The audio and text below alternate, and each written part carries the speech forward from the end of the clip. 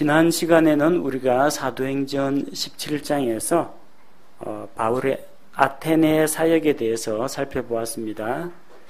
마르스 언덕에서 아레오바고에서 하나님을 알지 못하는 그리스 사람들을 대상으로 담대하게 복음의 말씀을 전한 사도 바울, 그리고 비록 적은 숫자이긴 합니다만 복음을 듣고 예수 그리스도를 믿고 돌아온 전도의 열매들도 있었습니다. 자, 그래서 오늘 18장을 보니까 바울이 아테네를 떠나서 고린도로 왔다고 했습니다. 여러분 가지고 계신 지도에서 아테네라는 곳을 찾아보십시오. 지중해에서 저 북쪽 에게해 방향으로 있습니다. 그 아테네에서 조금 왼쪽 서쪽으로 가면은 고린도가 있습니다. 오늘 우리가 읽은 본문의 말씀은 아테네에서 고린도로 건너온 사도 바울의 고린도 사역에 대한 것입니다. 자, 고린도는 이 지도에서 보시는 것처럼 바다를 끼고 있는 항구 도시입니다. 구조를 보시면, 그 위치를 보시면 아시겠지만 이게 배를 대기가 아주 양호합니다. 이 정도 위치라면은 거센 파도 없이 안전하게 항구 안에 배를 정박시킬 수 있는 아주 좋은 위치라고 볼 수가 있죠. 그래서 이 항구 도시다 보니까 교역이 활발하게 일어납니다. 오가는 여행자들도 많고 장사꾼들도 많이 드나들고 사람과 물자의 왕래가 아주 활발한 곳입니다. 그리고 또 이렇게 사람들이 자유롭게 많이 이동하다 보면은 어떤 새로운 종교나 다른 새로운 사상들이 널리 빨리 퍼지는 곳이 또 이런 항구 도시라고 할 수가 있습니다. 자, 그런데 고린도에 도착해서 거기서 바울이 또 동역자들을 만나게 됩니다. 본도에서 태어난 아굴라라 하는 어떤 유대인을 만났습니다. 그리고 그의 아내는 브리스길라라고 합니다. 아굴라와 브리스길라는 부부이면서 같이 하나님의 사역을 하는 그 팀입니다. 원래 그가 로마에 있다가 이탈리아에서 최근에 바울이 고린도에 도착할 그 무렵에 이 아굴라와 브리스길라가 고린도 지역으로 건너왔습니다. 그 과로해 놓은 걸 보니까 클라우디우스가 모든 유대인에게 명령하기를 로마에서 떠나라, 그 칙령을 내렸다고 합니다. 이걸 클라우디우스 칙령이라고 합니다. 역사 기록에 의하면, 수에토니우스의 기록에 의하면 유대인들이 로마에서 말썽을 좀 일으켰습니다. 크레스투스라는 사람이 유대인들을 부추겨가지고 폭동을 일으켰습니다. 그래서 이 유대인들이 좀 골칫거리가 된다 싶어가지고 로마 황제가 추방령을 내립니다. 그 로마 제국의 수도가 되는 이탈리아 그 로마에서 어떤 내부 반란이 일어난다거나 하면은 상당히 위험합니다. 그래서 AD 49년경 클라우디우스 황제가 모든 유대인들은 로마에서 나가라고 했습니다. 그래서 이 아굴라라고 하는 유대인이 자기 아내 브리스길라를 데리고 이탈리아에서 건너와서 합류하게 됩니다. 두 사람의 직업이 같습니다. 생업이 같기 때문에 그들과 함께 머물러서 일을 했습니다. 어떤 일을 했느냐? 바울도 그렇고 아굴라도 마찬가지로 천막을 만드는 일을 했습니다. 당시에는 이제 여행하는 사람들, 여행자들을 위해서 이런 이동식 천막을 만들거나 아니면은 들에서 야영을 해야 되는 목동들이나 병사들을 위해서 천막을 만드는 일들이 상당히 활발하게 이루어졌습니다. 근데 같은 직업을 가지고 있는 사람끼리 같이 일한다는 게 그렇게 쉬운 일만은 아닙니다. 뜻이 맞으면 참 좋겠죠. 그러면은 공동으로 일을 하고 공동으로 분배하고 이렇게 하면 좋은데, 또 이게 서로 똑같은 분야에 종사하는 사람끼리 만나면 자칫 잘못하면 충돌이 일어날 수도 있습니다. 알게 모르게 서로 경계하거나 견제할 수가 있고요. 자기가 하는 방식을 고집하면서 상대방에게 자기 자신의 방법을 강요할 수도 있고 역으로 강요당할 수도 있습니다. 그래서 똑같은 성격을 가진 사람, 똑같은 직업을 가진 사람, 공감대도 형성되긴 합니다만 잘못하면 충돌이 일어날 가능성도 있습니다.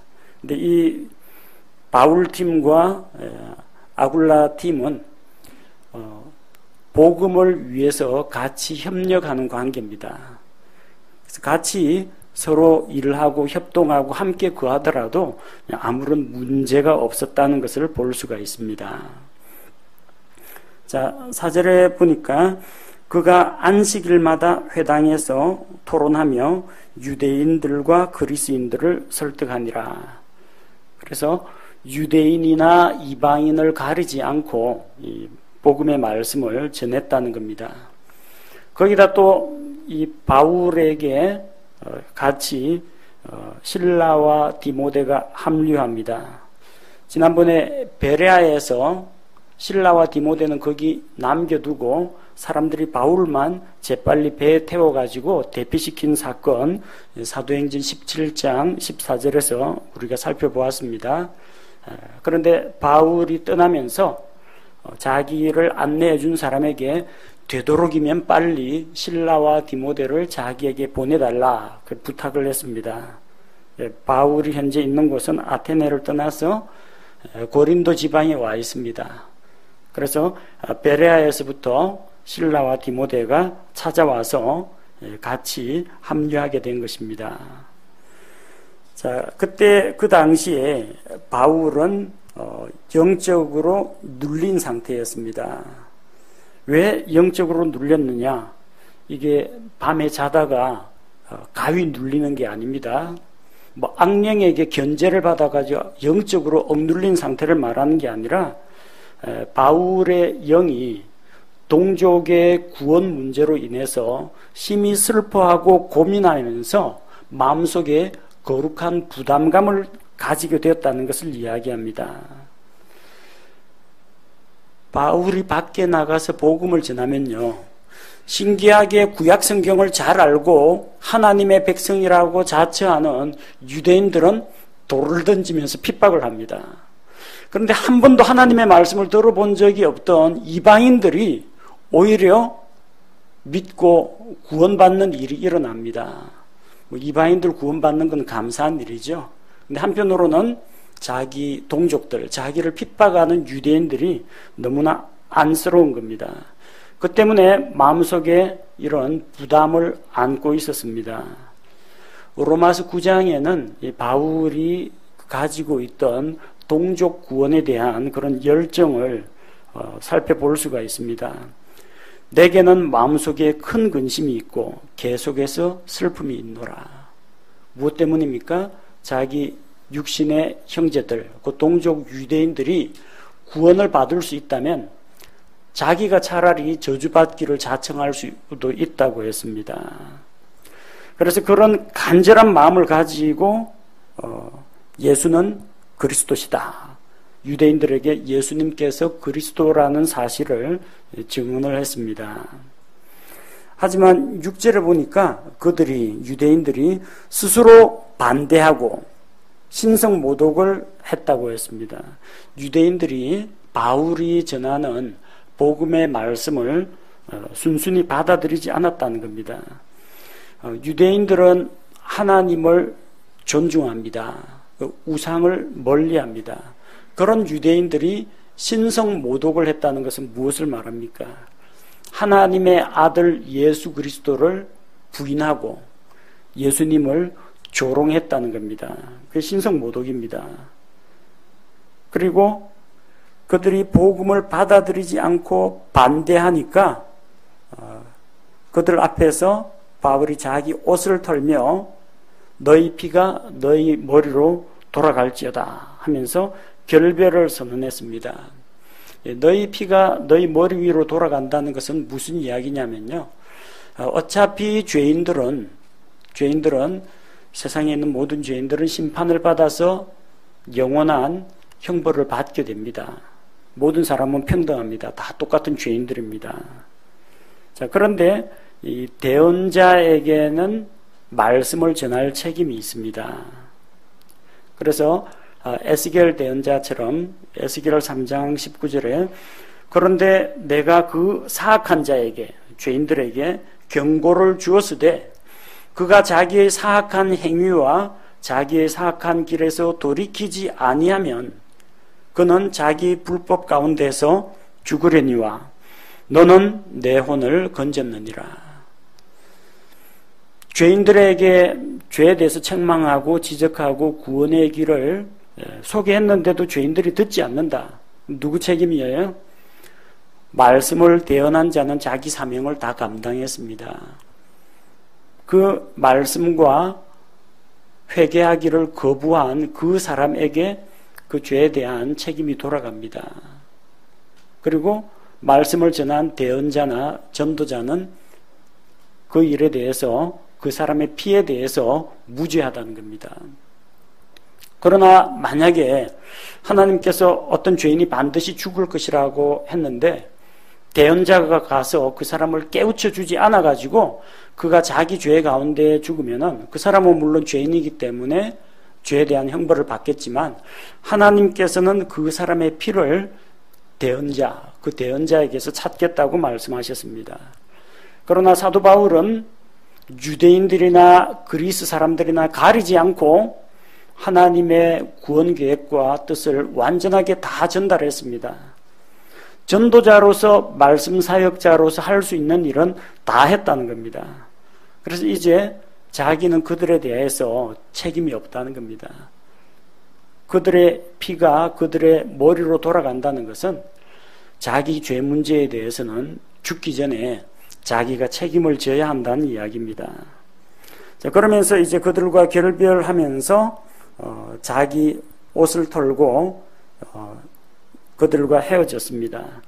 옷을 턴다는 이야기는 자기 옷이나 신발에 묻은 먼지를 떨어버림으로써 나는 당신에게 속한 이 티끌이나 먼지 하나도 가지지 않겠다. 그러면서 완전히 결별을 선언하는 것을 이야기합니다. 그들과 결별을 하고 이제 앞으로는 유대인들이 아니라 이방인들 사역에 주력을 하기로 한 것입니다. 자, 그리고 이제 7절에 보니까 거기를 떠나서 하나님께 경배하던 유스도라고 하는 어떤 사람의 집에 들어갔습니다. 바울은 집이 없습니다. 장거리 여행할 때는 천막 가지고 천막에서 생활을 하는데 또 가는 곳마다 말씀 사역자를 받아들이는 사람들이 있습니다. 그래서 이런 나그네, 해외 선교사 이런 사람들을 받아들이고 대접하는 그런 아름다운 풍습들이 이 당시엔 있었습니다. 지난번에 우리가 자주색 옷감 장수 루디아도 바울 일행을 자기 집에 받아들였습니다. 여기 보니까 하나님을 두려워하고 경배하던 유스도라는 사람이 그 바울 일행을 자기 집으로 모셔드렸습니다. 그래서 그가 고린도에 머무는 동안에는 그 집에 머물면서 먹고 자는 문제를 해결할 수가 있었습니다. 자, 근데 그 집이 어디에 있었느냐면 7절에 보니까 회당에 바싹 붙어 있었더라. 그러니까 담 하나 사이로 회당 바로 옆에 집이 있는 겁니다.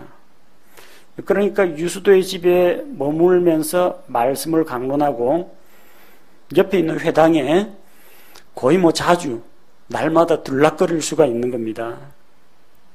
자, 당시에 회당의 우두머리 치리자가 누구였느냐면 그리스보라는 사람이었습니다. 8절에 회당에 우두머리 치리자 그리스보가 자기의 온 집과 함께 주를 믿었으며 고린도 사람들 중에 많은 이들도 듣고 믿어 침례를 받았다고 했습니다.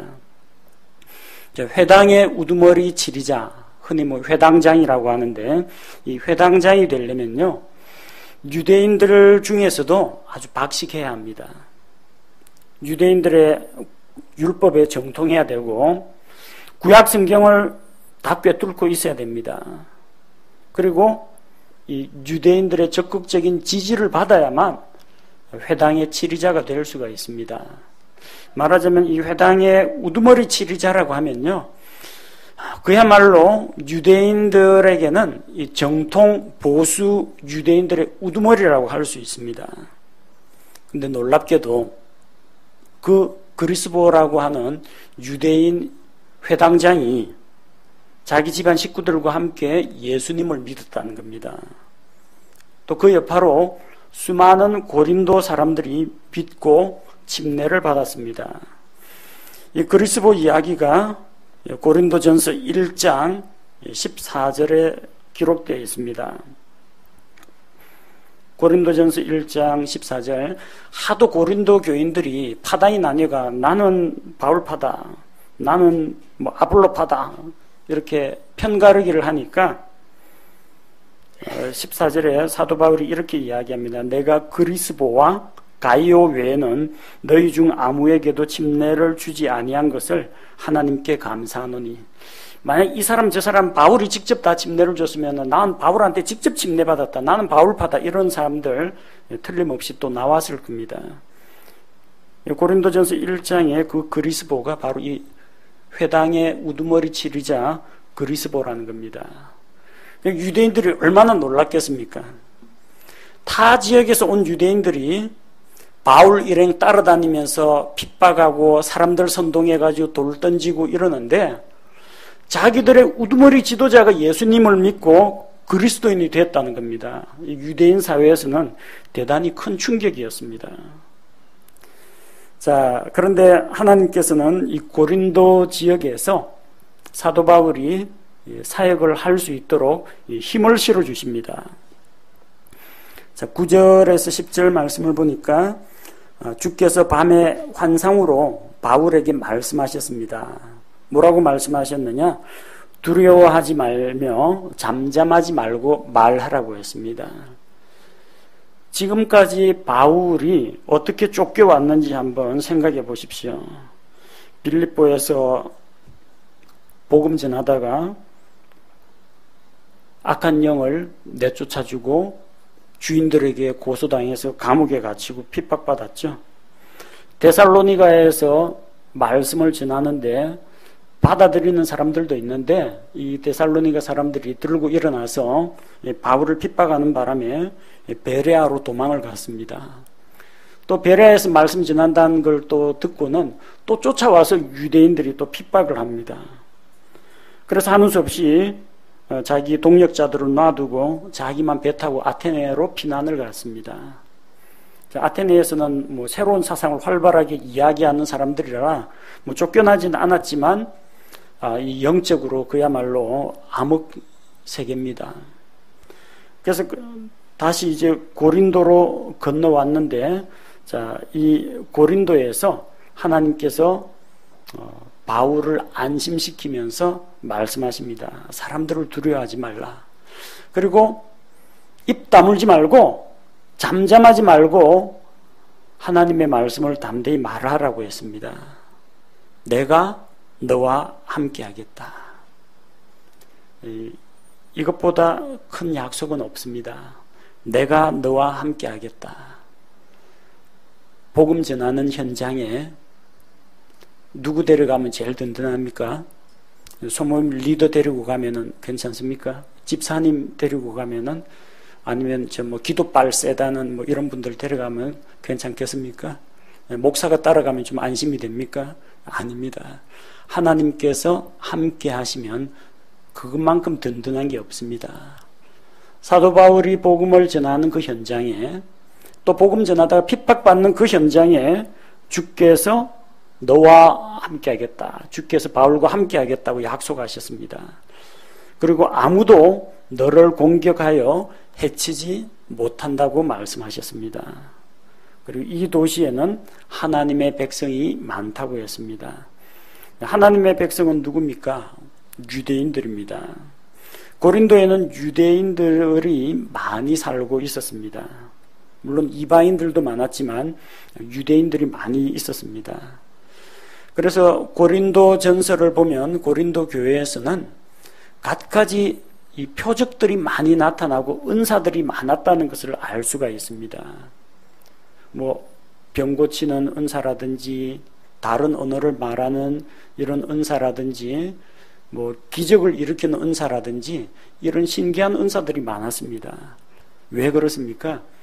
유대인들은 표적을 봐야 믿기 때문입니다. 유대인들은 표적을 구하는 민족입니다. 그래서 그 유대인들을 구원하기 위해서 이 사람은 하나님께서 친히 보내신 사람이라는 것을 주께서 입증하신다. 그 증거로 표적 은사를 많이 주신 겁니다. 그 정도로 고린도 교회 안에 유대인들이 많이 있었습니다. 더군다나 유대인 회당 지도자들, 회당의 우두머리 지리자들까지도 복음을 통해서 예수님을 받아들였다는 겁니다. 그러니까 안심하고 든든하게 말씀만 열심히 전하라는 이야기입니다. 그래서 11절에 보니까 그가 거기서 1년 6개월을 머물며, 이번에는 쉽게 안 쫓겨나네요. 주변에 하나님의 말씀을 받아들이고 지지하고 배우기 원하는 사람들이 원체 많으니까 든든한 방음하게 됩니다. 1년 6개월 동안 고린도 지역에서 머물면서 하나님의 말씀을 가르쳤습니다. 그리고 각별히 또 바울이 그만큼 오래 머문 만큼 고린도 교인들을 향해서 마음이 뜨겁고 또 열정이 있습니다. 이 바울이 쓴 그 서신서 편지들 가운데에서 내용이 제일 긴 거 꼽아보십시오.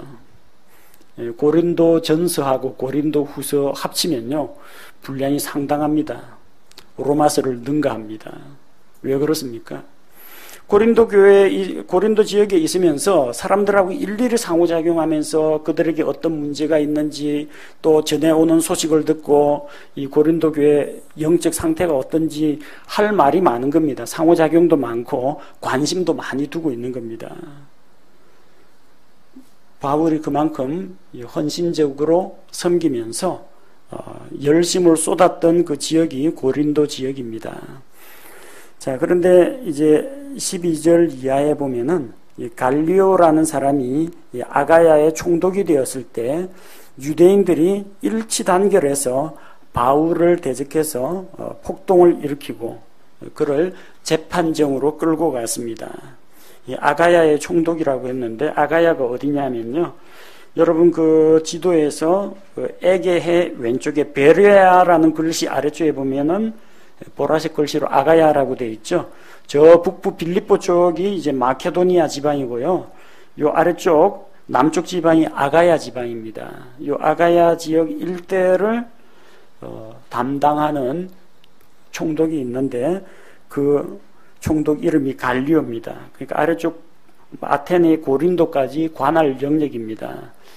1년 6개월 동안 무사히 잘 지나간다 싶었는데 이 갈리오가 아가야 총독이 되고 나서 유대인들이 바울을 대적하고 폭동을 일으켰습니다.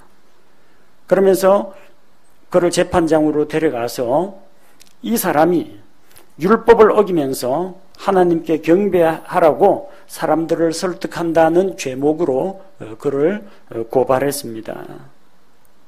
사실 바울은 율법을 어기는 것이 아니라 율법과 대언자가 증언하는 예수 그리스도를 소개한 것뿐입니다. 또 예수 그리스도의 십자가의 구속이 완전하기 때문에 이제는 율법의 의가 아니라 믿음에서 난 의로 하나님께 나아갈 수 있다는 것을 사람들에게 가르친 겁니다. 율법이 무가치하다는 이야기가 아닙니다. 율법은 하나님의 말씀입니다. 율법은 없어지지 않습니다. 우리에게 효력을 미치지 못한다 뿐이지 율법은 하늘과 땅이 사라질지라도 율법의 말씀은 변치 않습니다. 또 그 율법이 있기 때문에 율법이 사람들의 죄를 책망하고 사람들을 그리스도께로 인도하는 훈육 선생 노릇을 하고 있는 겁니다. 바울은 결코 율법과 적대적인 관계가 아닙니다. 다만 이제 우리가 그 초등학문에 속하는 율법 아래에 있다가 이제는 은혜와 진리와 자유의 법 아래로 건너왔다는 것을 이야기하는 겁니다. 그러나 아직도 율법에 매여 있고 조상들의 전통에 매여 있던 유대인들에게는 바울이 전하는 그 내용이 받아들이기 힘들었던 것입니다. 자, 그런데 이 현명하게도 갈리오 총독이 그 유대인들의 어떤 선동이나 폭동이나 거짓 고소에 넘어가지 않습니다. 왜냐하면 이 총독이 해야 될 일은 다른 사람의 신앙의 문제, 종교 문제에 대해서 간섭하는 사람이 아니라 이 사회 질서 유지 그리고 법을 준수하도록 가르치고 집행하는 일을 맡은 사람입니다.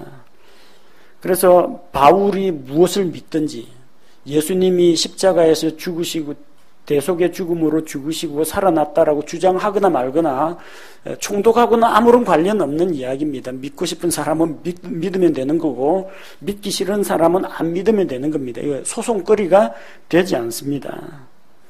그래서 그런 송사에 대해서 바울이 이제 입을 열어서 이제 변론을 하려고 하는데 갈리오가 바울에게 말할 기회를 주지 않고 이 귀찮은 일에 나를 제발 끌어들이지 말라고 딱 잘라버립니다.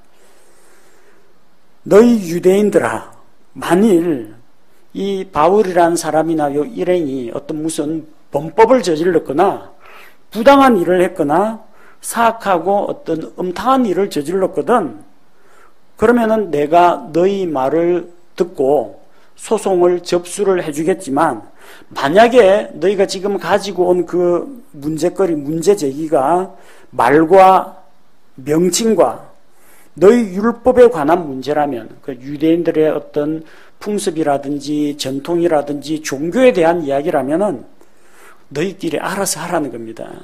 나는 종교 경찰이 되고 싶지가 않다. 난 지금 행정관으로 와 있지. 유대인들이 뭘 믿느냐, 믿지 말아야 하느냐, 그거는 내 관할이 아니라는 겁니다. 나는 그런 일에 재판관이 되기를 원치 아니하노라 하고 스스로 이제 발을 뺍니다. 그리고 모인 무리들을 재판석에서 다 퇴장시킵니다. 복잡한 일에 총독이 쓸데없는 행정력을 낭비하면서 휘말리지 않으려고 하는 겁니다. 자, 이에 모든 그리스 사람들이 회당에 우두머리 치리자 소스데네를 붙잡아서 재판석 앞에서 때렸습니다. 갈리오 총독 보는 앞에서 때렸습니다. 왜냐하면 이 유대인들이 이런 문제를 일으켰는데 유대인들이 바울을 대적해서 소동을 일으키지 않았습니까? 근데 바울은 무슨 로마의 법에 어긋나는 일을 한 적이 없다는 겁니다. 그럼 왜 이 우리 도시를 너희 유대인들이 소동하게 만들고 폭동을 일으키느냐? 책임자 누구냐? 유대인 회당의 우두머리 치리자 나오라고 하니까 소스데네입니다. 소스데네를 붙잡아 가지고 때립니다. 근데 갈리오가 그 일들에 대해서 뭐 자기들끼리 때리건 말건 상관하지 않고 이제 버려둡니다. 갈리오는 그들을 제지하지 않고 그냥 내버려 두었습니다. 유대인 종교에 자기는 개입하지 않겠다는 이야기입니다. 아까 우리가 그 고린도 지방에서 회당의 우두머리 치리자가 누구라고 했어요? 그리스보였죠. 근데 그리스보라는 사람이 자기 일가족과 함께 유대교에서 기독교로 개종을 해버렸습니다. 개종하면 유대인 공동체에서 추방됩니다. 동족으로 인정 안 합니다. 개종을 했는데 그러면 회당장 자리가 비지 않습니까? 비워둘 수는 없으니까 누굴 또 임명해야 되겠죠. 그래서 또 이 영향력 있고 율법에 정통하고 또 이 하나님의 말씀에 대해서 잘 아는 소스데네를 회당의 우두머리 치리자로 임명했던 겁니다. 근데 회당의 우두머리 치리자가 됐으면 유대인들이 사람들 선동하고 이렇게 도시를 소란스럽게 하는 걸 사전에 막았어야지 왜 이 무리가 날뛰도록 내버려 뒀느냐 하고 이 소스데네가 모든 책임을 뒤집어 쓴 겁니다. 그런데요, 여기서 매를 맞은 유대인들 단속 못했다고 매를 맞은 소수대네가 나중에 그리스도인이 됩니다. 재밌는 이야기입니다. 고린도전서 1장 1절에 나옵니다. 고린도전서를 기록할 때 고린도전서는 누구에게 쓴 글이냐? 일반적으로 우리가 사도 바울이 고린도 교회에 썼다 그렇게 되어 있죠. 1장 1절에 보니까 하나님의 뜻으로 말미암아 예수 그리스도의 사도로 부르심을 받은 바울과 우리 형제 소수대네는 고린도 성도들에게 편지한다는 겁니다. 누가 편지를 보내요? 바울과 소수대네가 지금 고린도전서를 기록하고 있는 겁니다. 그 소수대네가 이 재판석에서 매 맞은 소수대네입니다. 그러니까 두 번째 회당의 우두머리 치리자도 복음의 말씀을 듣고 거듭났다는 겁니다. 유대인들로서는 기가 막힐 노릇이죠. 어쨌든 성경 좀 많이 알고 이 하나님의 말씀과 율법에 열심히 있다는 사람을 세워놓으면은 성경 깊이 파고 보면은 메시아이신 예수 그리스도께로 다 넘어가 버린다는 겁니다. 깜짝 놀랄 일이죠. 사실 이렇게 이 하나님의 말씀을 열심히 읽고 공부하는 사람이 복음을 빨리 받아들입니다. 불신자들 가운데에서 어떤 무신론자는 내가 이 성경이 거짓말이라는 것을 입증해 보이겠다 하고 성경을 비판하고 까기 위해서 열심히 몇 년 동안 성경을 읽었습니다. 그래서 나중에 그 사람이 그리스도인이 되었습니다. 성경을 비판하려고 하다가 성경을 읽어봐도 흠잡을 데가 없고 구약과 신약이 절묘하게 맞아떨어지고 수천 년 전에 하나님께서 대언자들을 통해 하신 말씀이 척척 예언이 성취가 되는 걸 보고 이거는 도저히 사람의 글이 아니다. 그리고 이 하나님이 자기 아들 예수 그리스도를 보내주신 복음의 사실을 발견하고 누구의 도움 없이 성경 읽다가 예수 그리스도를 구원자로 받아들인 사람들이 있습니다. 그리스도 같은 사람, 소수대네 같은 사람, 성경을 열심히 읽고 가까이 하면은 그만큼 하나님의 진리를 쉽게 받아들일 수가 있습니다. 바울은 고린도 지역에 건너와가서 근 1년 반 동안 열심히 사역을 했습니다.